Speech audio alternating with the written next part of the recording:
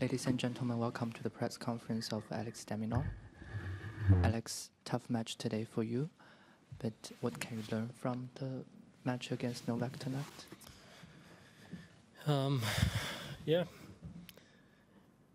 just if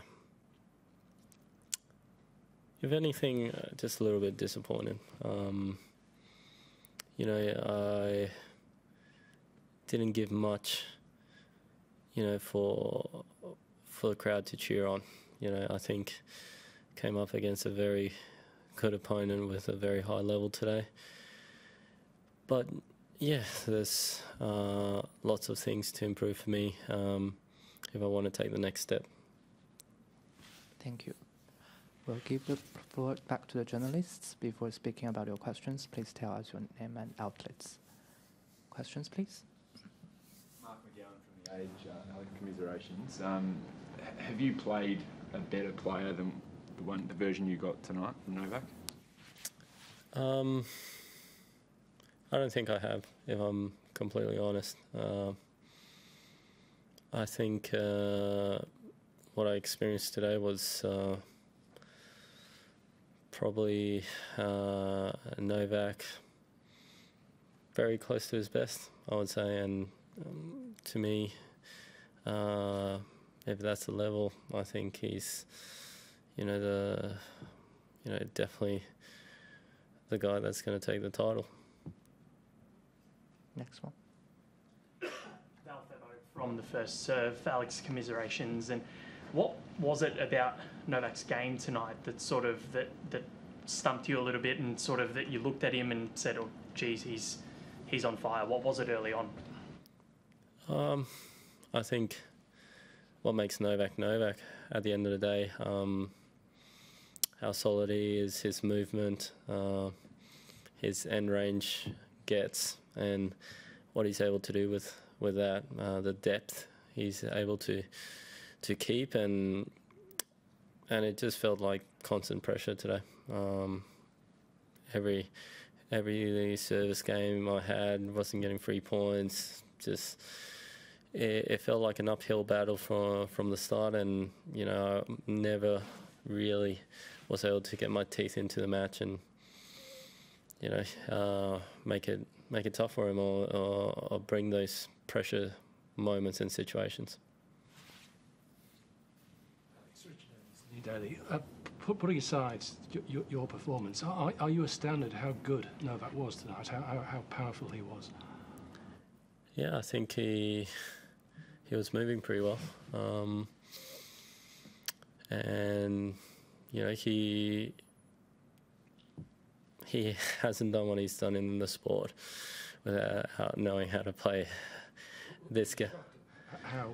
No, look, I knew what to expect. Ultimately, you go out there with a plan and you try to execute it. But it's at times your opponent makes it pretty difficult to execute a plan. And I think today that's what he was doing. He was what felt like on another level to mine, and I was just trying to hang on there, and just at the start was very solid. Then he loosened up even more and started swinging, and what felt like he could hit winners from every place in the court. So didn't really know what to do out there.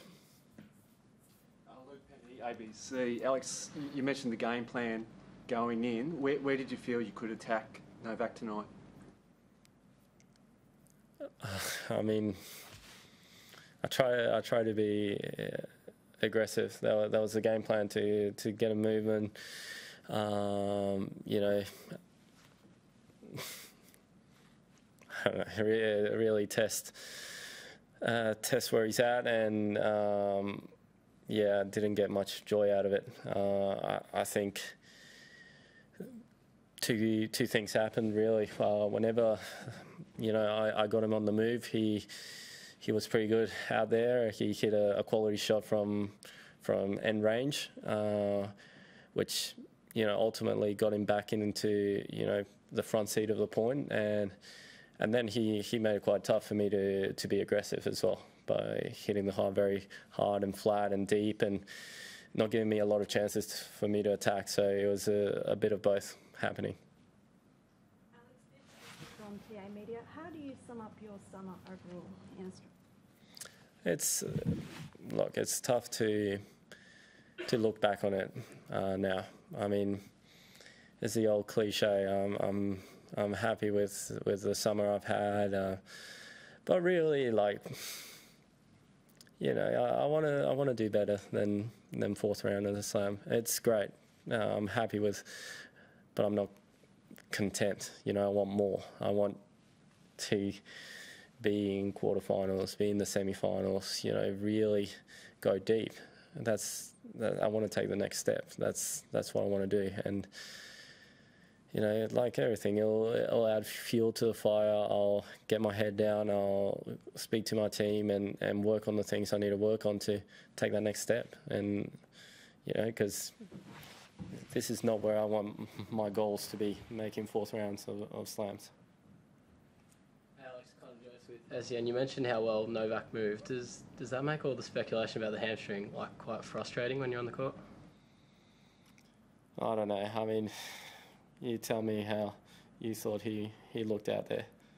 Like, playing him, I thought he was moving pretty well. So,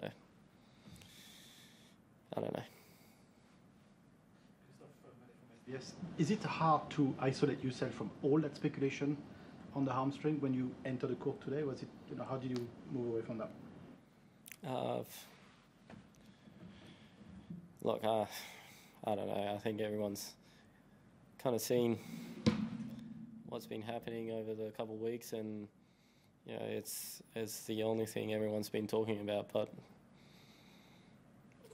today I was out there on court against him, and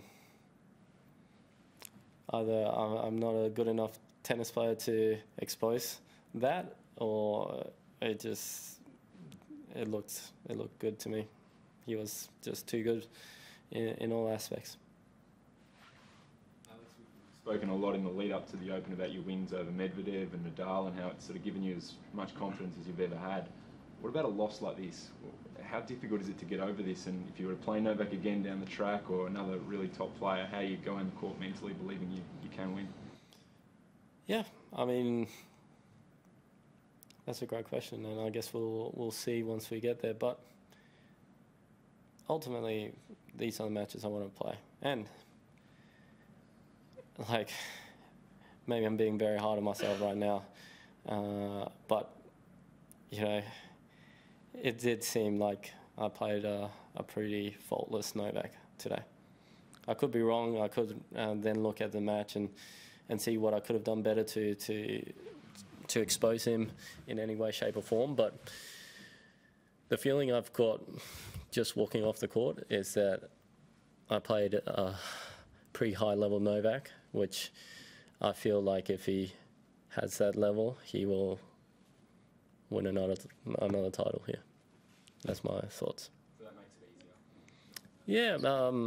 Yeah, I'll try not to take it too hard on myself, because ultimately these guys, they've done a lot in the sport. So, you know, if they bring their best level and you're just slightly off your game, you know, this is what happens. Last question. Alex, you mentioned to Mark before that, you know, it was a pretty faultless Novak, but he mentioned about the wins over Rafa, Medvedev of recent times, and it is an equal personal best here at the Australian Open. What positives do you take from the tournament and going forward to the next events that you play?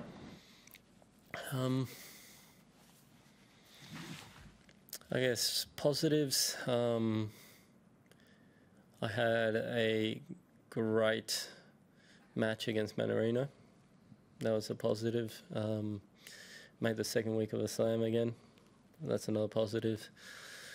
And yeah, over the Aussie summer, I got a win over Rafa, which is pretty positive. So there's definitely positives out there. Now it's just about, you know, forgetting what happened out there today and moving on, because ultimately life in this in this life, you're going to have a couple of these performances, nights, days where things just don't go your way, and there's plenty of them. So if you take it too hard, then it's going to linger for a while, and you got to get ready for the next week. Thank you, everyone. Thank you so much. Thank you.